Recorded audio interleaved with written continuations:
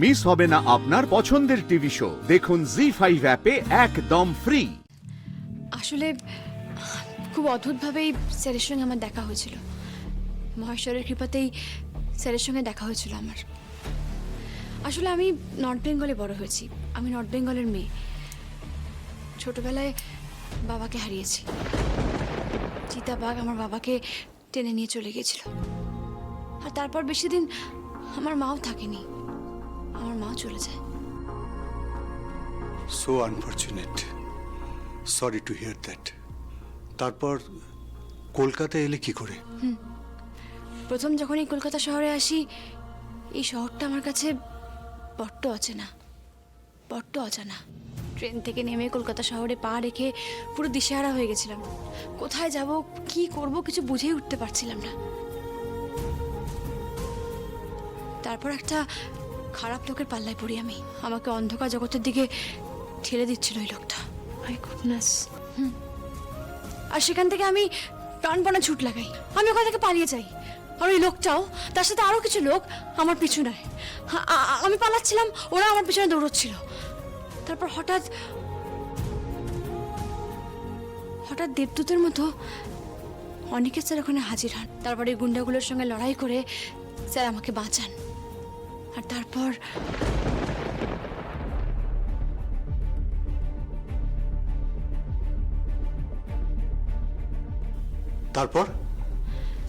তারপর অনিকেত স্যার উদ্ধার করে আমাকে একটা সুস্থ জীবনে ফিরিয়ে দেয়। এমনকি এই গ্রেট বেঙ্গল ক্যাটারের সাথে উনি আমাকে আলাপ করিয়ে দেন। খুব চালাকি করে এড়িয়ে গেল শ্যামলী। একটুর জন্য বেঁচে গেল অনি। হ্যাঁ, আসলে তখন থেকেই শ্যামলী আমাদের ঘরের মেয়ে হয়ে ওঠে। আমার মেয়ে হয়েই তারপর থেকে গেছে আমাদের বাড়িতে।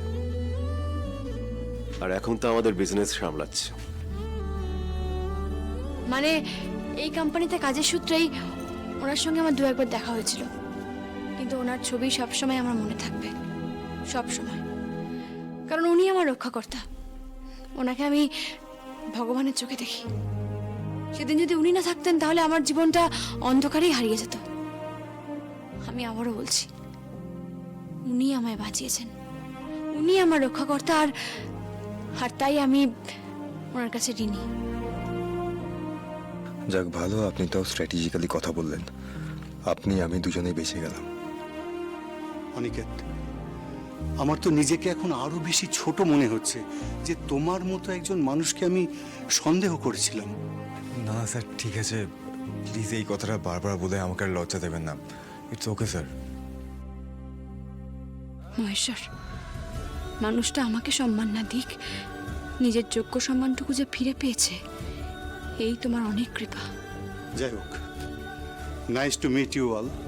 আর শুধুমাত্র এই ঘটনাটার জন্যে আমাদের প্রফেশনাল রিলেশনের সঙ্গে পার্সোনাল রিলেশনটাও আরো স্ট্রং হলো। অবশ্যই শ্যামলীর মতো একজন যখন ব্রিজ হিসেবে রয়েছে, তখন রিলেশন স্ট্রং হবেই। জি5 ডাউনলোড করুন আর সব এপিসোড দেখুন একদম ফ্রি।